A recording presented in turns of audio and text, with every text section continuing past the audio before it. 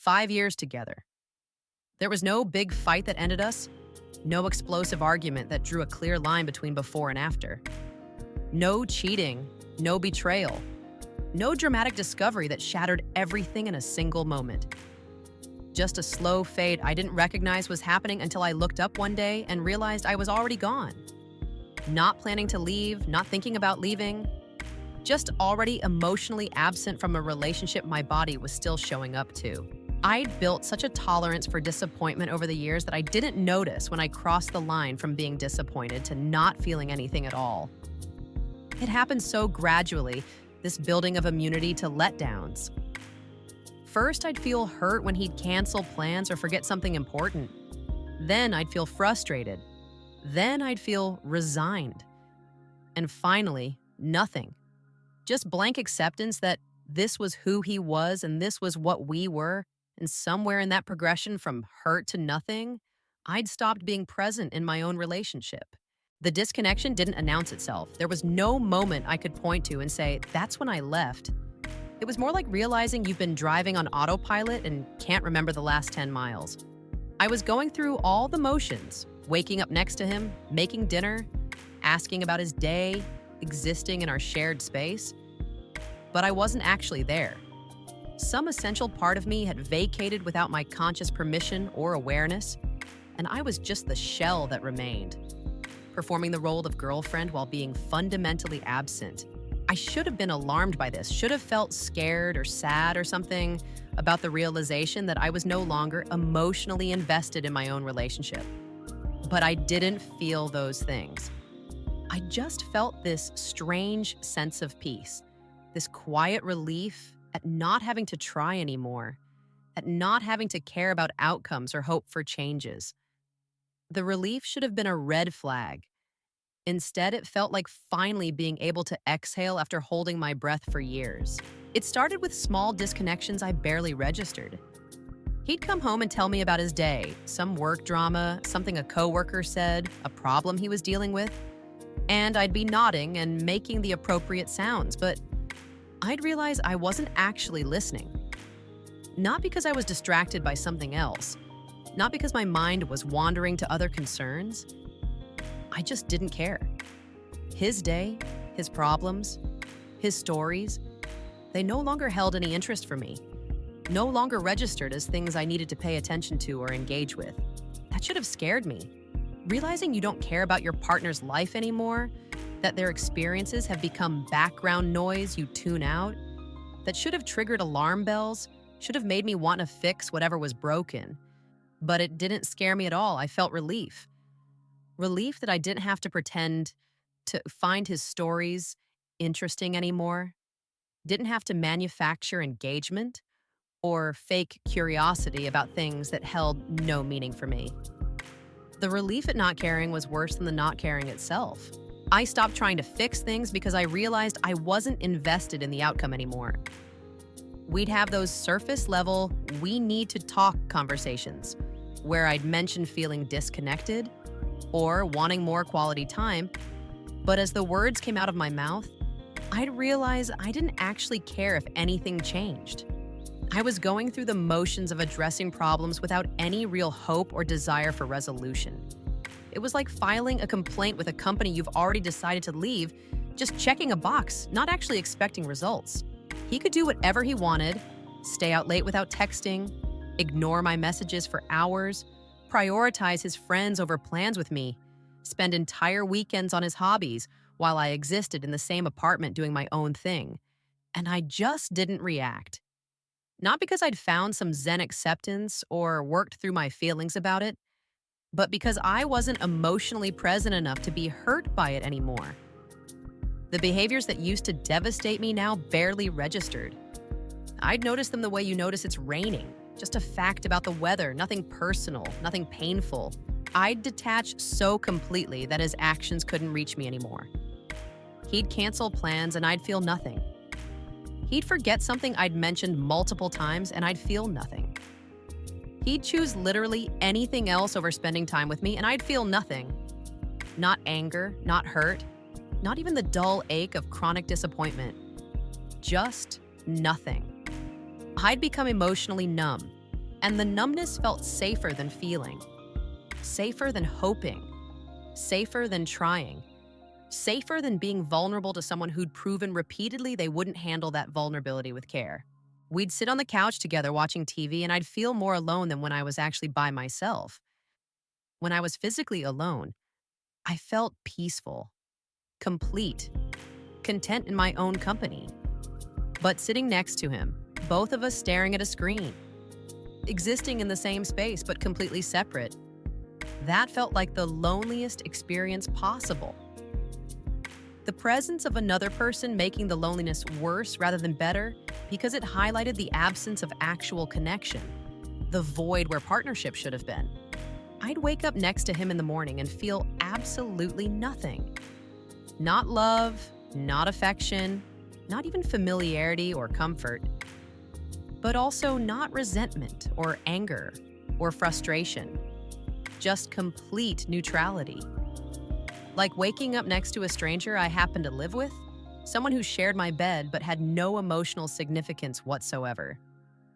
I'd look at him sleeping and think, who is this person and why are they in my life? Not with curiosity or concern. Just as an observation of how disconnected I'd become from my own reality, I stopped initiating any kind of intimacy because it felt performative. Like I was playing a role in someone else's life rather than living my own. Sex, physical affection, even holding hands. All of it required me to pretend I felt something I didn't feel, to manufacture connection that didn't exist. And I was tired of performing, tired of faking feelings to maintain the illusion of a relationship. Easier to just not initiate, to let the physical distance match the emotional distance, to stop pretending the gap between us was something that could be bridged with touch. I stopped planning our future because I couldn't see one. Not in a dramatic, I'm planning to leave way, just when I thought about next year, 5 years, 10 years, the picture that formed in my mind didn't include him. My brain had already edited him out of future scenarios without consulting me about it. I'd think about career moves or life changes or where I wanted to be, and the vision was always solo. It wasn't that I was planning a life without him. It's that my subconscious had already made that decision and was just waiting for my conscious mind to catch up. He asked me once if I was okay. Just a casual question, probably prompted by me being quieter than usual or more distant than usual. Though truthfully, my usual had been distant for so long, I wasn't sure he'd even notice a change. And I said, yes, I'm fine. Without hesitation, without having to think about it. Because I was fine. That was the problem. I was fine with the distance, fine with the disconnection, fine with us barely being us anymore. Being fine with all of it was the clearest sign that I was already gone. A healthier version of me would have been bothered by the state of our relationship, would have felt concerned or sad or motivated to change things. But this version, this emotionally disconnected, completely detached version, was just fine. Fine with coexisting instead of connecting. Fine with parallel lives under one roof. Fine with the absence of intimacy, depth, partnership. The fact that I could be fine with something so fundamentally wrong should have alarmed me.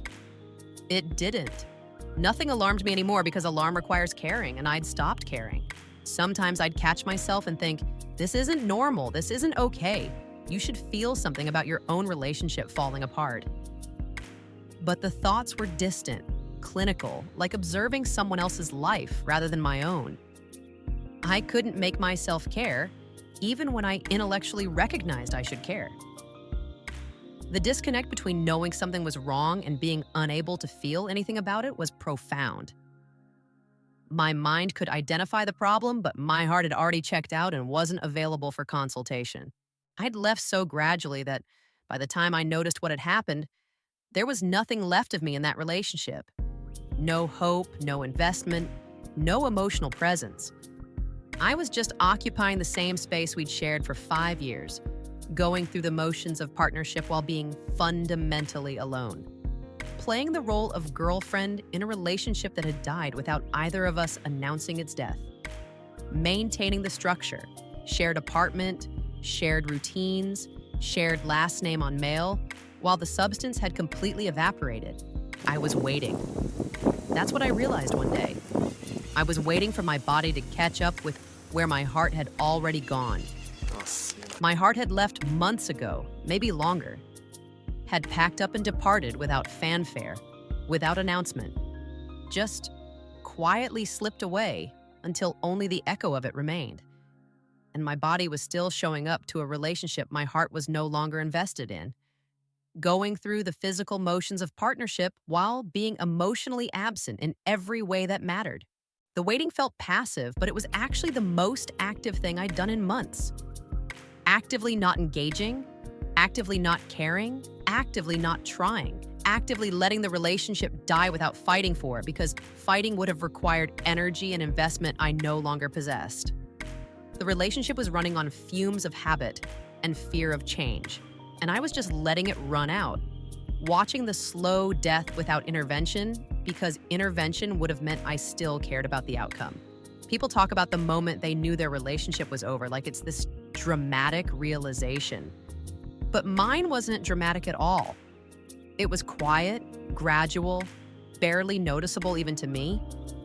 I didn't decide to leave emotionally. I just woke up one day and realized I already had. Realized I'd been gone for a while.